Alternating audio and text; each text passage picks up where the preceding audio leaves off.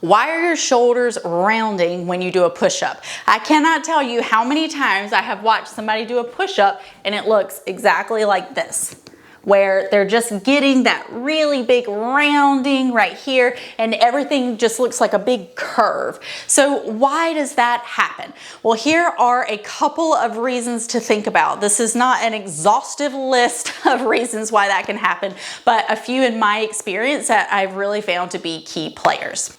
Number one, the scap is in a position of more internal rotation, which just means that the scap has kind of glided around the rib cage more. Sometimes with cueing and just a little more awareness, hey, you need to pull your shoulder blade back, then we can get the push-up looking a lot better.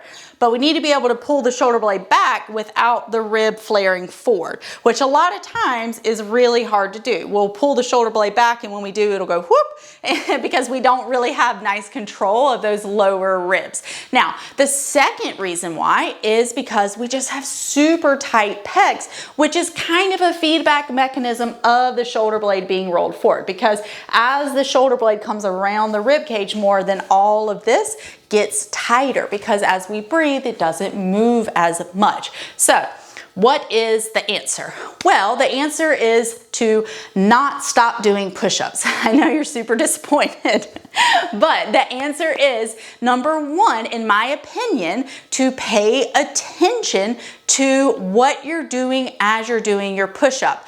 I don't think that we need to totally stop doing exercises that we're not perfect at, but we do need to recognize when we're compensating in some way, or when the position that we're using is just playing back into that feedback mechanism of the strategy that we're using for breathing in everyday life. So we don't want to do that, because we don't want to like further stretch muscles that are already stretched, and we don't want to more concentrically orient muscles that are already tight. When we think about doing a push-up, one thing that can be super helpful is to actually pay attention to what your hands are doing. And when I say hands, I want you to think about your hands like that tripod foot. So if we think about this as a point of pressure, this is a point of pressure, and this is a point of pressure. A lot of times we will notice in a push-up where we kind of lose the ability to keep all of those points of pressure in contact with the surface that we're using, whether that's a box, a bench, a floor, whatever. We want to make sure that as we're going through different parts of the push-up that we can feel that pressure in all these points in our hand. When that happens, a lot of times we can get relative motion up the chain, so that just means that we can get some change here that can help with the position of the scap. You can try this out with me. I would do this on a surface that is really high for you, because the purpose of this is not to make the push-up feel hard. The purpose of this is for you to feel the weight distribution in your hands and how it affects what is going on at your shoulder blades and how the push-up feels overall to you. So you want to make sure to get your fingers nice and spread out, okay? Like this. Then you're going to put them down. We're going to go ahead and bend our knees. Again, I don't want the push-up to feel hard, so please use a surface that makes this feel, pretty casual. I want you to, here, go ahead and just push away just a little bit, not up. Okay, I want you to push away. Now, I want you to think about the pressure being a little more on the outside edge and your wrist. So here and here. As you come down, I want you to push more into that outside edge and your wrist.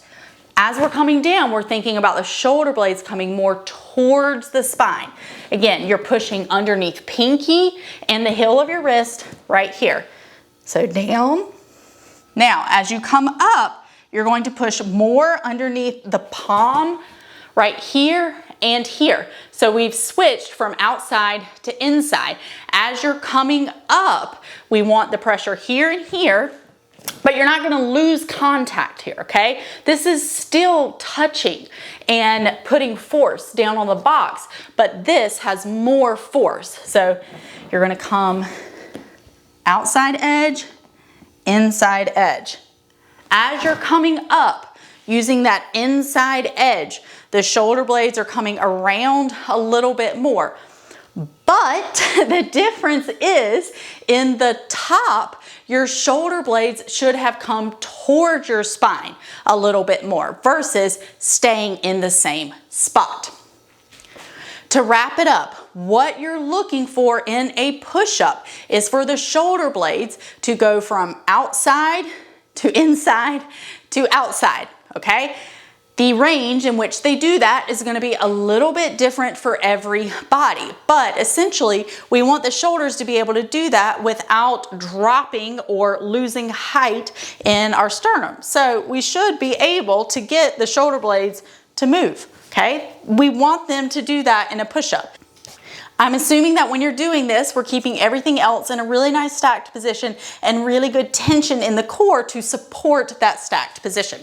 All right, hopefully that's helpful in a way to think about the rounded shoulders a little bit more in a push-up.